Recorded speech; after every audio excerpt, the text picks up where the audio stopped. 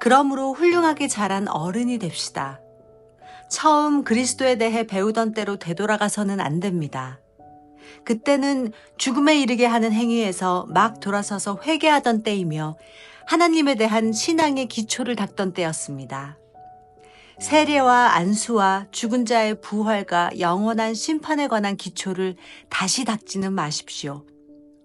하나님께서 허락하시면 우리는 어른으로 성장할 수 있습니다.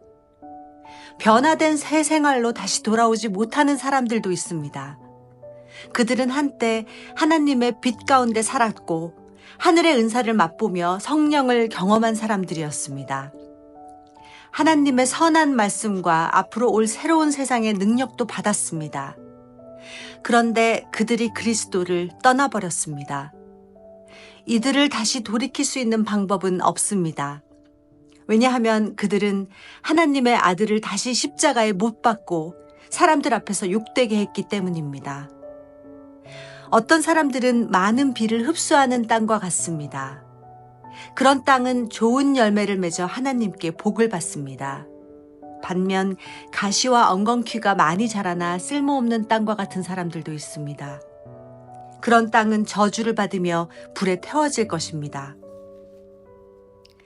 사랑하는 여러분, 우리가 비록 이렇게 말하고 있지만 여러분이 구원을 누리게 될 것을 확신합니다. 하나님께서는 공평하시기 때문에 여러분이 한 일들과 성도들을 도우면서 보여준 사랑을 잊지 않으실 것입니다. 또한 여러분이 지금도 그들을 돕고 있다는 것을 기억하실 것입니다.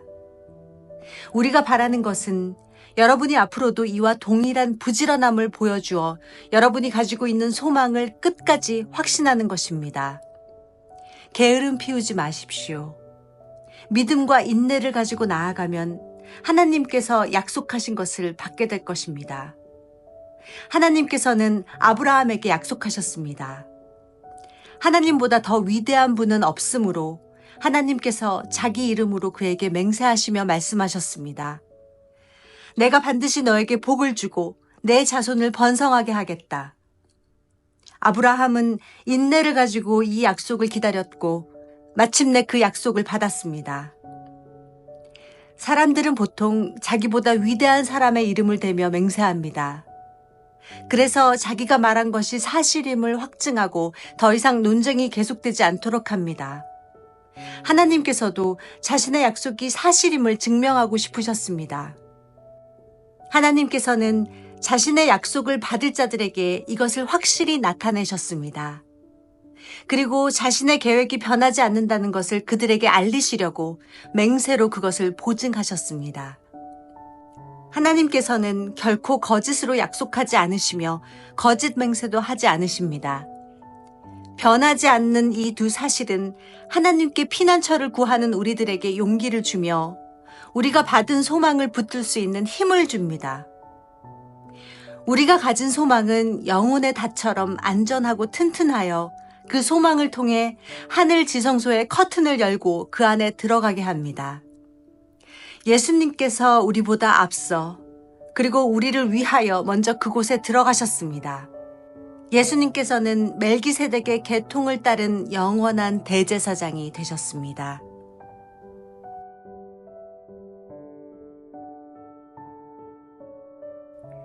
멜기세덱은 살렘의 왕이며 지극히 높으신 하나님의 제사장이었습니다. 그는 아브라함이 여러 왕들을 무찌르고 돌아오는 길에 아브라함을 만나 축복해 주었습니다.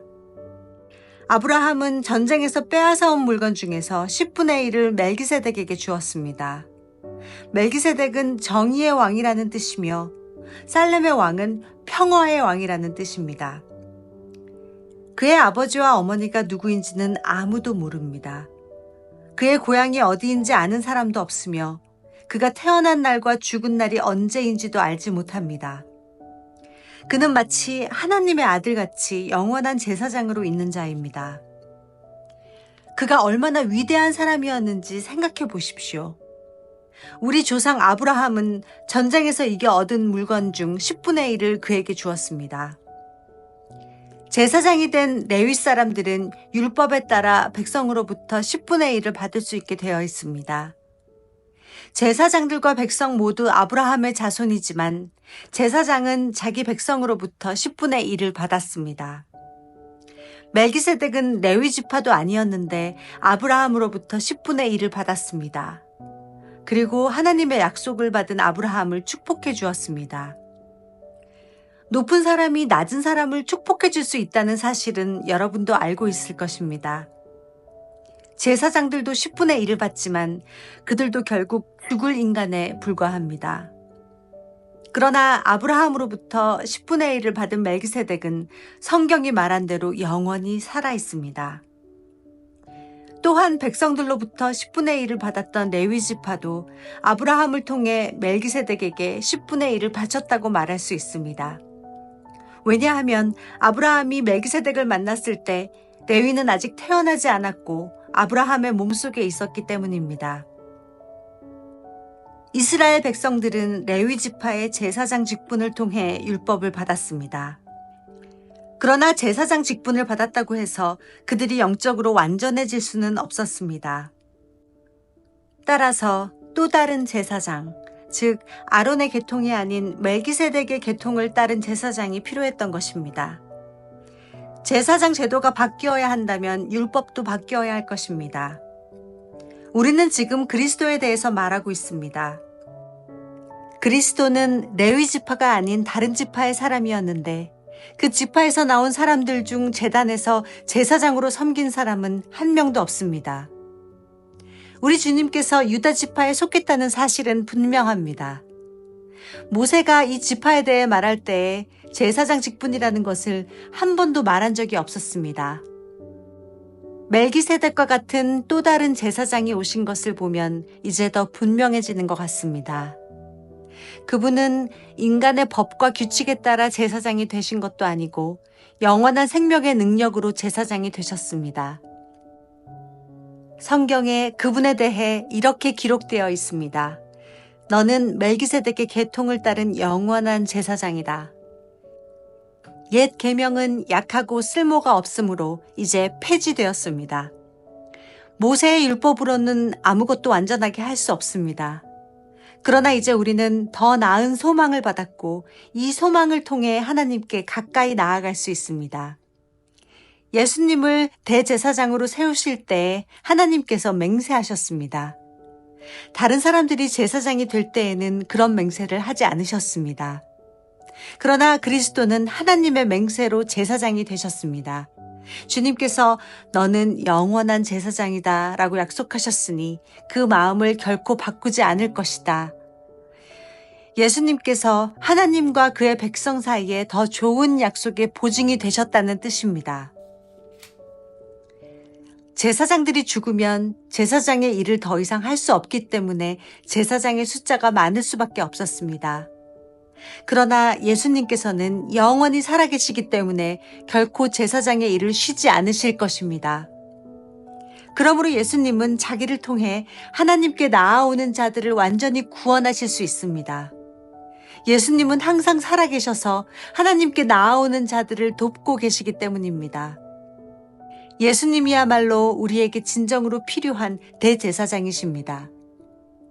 예수님께서는 거룩하고 죄가 없으시며 흠이 없고 죄인들과 구별되는 하늘보다 높은 곳에 계신 분입니다. 그분은 다른 제사장들과는 다릅니다. 그들은 매일 제사를 드려야 합니다. 먼저 자신의 죄를 위하여, 다음은 백성의 죄를 위하여 희생제물을 바칩니다. 그러나 그리스도는 그럴 필요가 없으십니다. 예수님께서는 자기 자신을 희생제물로 드려서 단 한 번에 그 일을 끝내셨기 때문입니다. 율법은 약점을 가진 사람들을 제사장으로 세웠습니다. 그러나 하나님의 아들이신 예수님께서는 하나님의 맹세하심을 통해 영원토록 완전한 대제사장이 되셨습니다. 지금까지 우리가 말한 것의 요점은 하늘에 계신 하나님의 오른쪽에 앉아 계신 대제사장이 우리와 함께 있다는 것입니다.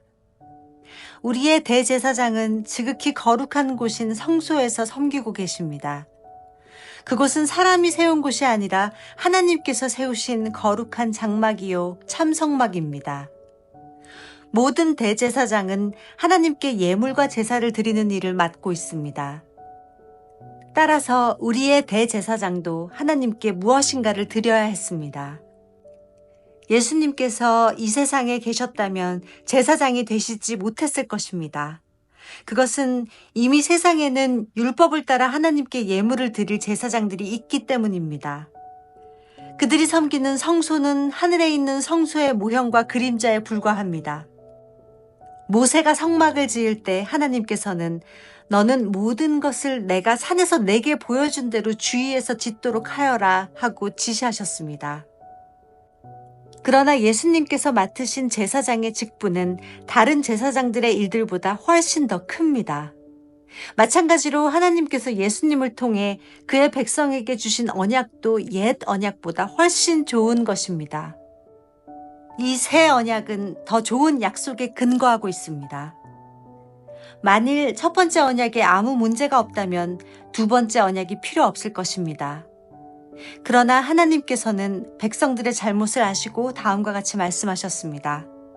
내가 이스라엘과 유다 백성으로 더불어 새 언약을 맺을 때가 되었다. 이것은 그들의 조상과 맺었던 언약과는 다른 것이다. 그때는 내가 그들을 내 손으로 붙들고 이집트에서 인도해낼 때였다. 그러나 그들은 나와 맺은 언약을 깨트렸고 나도 그들을 저버렸다. 나중에 내가 다시 이스라엘 백성과 함께 새 언약을 맺을 것이다. 내가 나의 가르침을 그들의 마음속에 새기고 그들의 가슴에 기록할 것이다. 나는 그들의 하나님이 되고 그들은 내 백성이 될 것이다. 그때는 사람들이 그들의 이웃과 친척들에게 주님을 알도록 가르칠 필요가 더 이상 없을 것이다. 그것은 가장 작은 자부터 가장 큰 자에게 이르기까지 나를 모르는 사람이 한 사람도 없을 것이기 때문이다. 나는 그들이 저지른 악한 일을 다 용서하고 그들의 죄를 더 이상 기억하지 않을 것이다. 하나님께서는 이것을 새 언약이라 부르시고 첫 번째 언약은 옛 언약으로 돌리셨습니다. 낡고 오래된 것은 사라지게 마련입니다.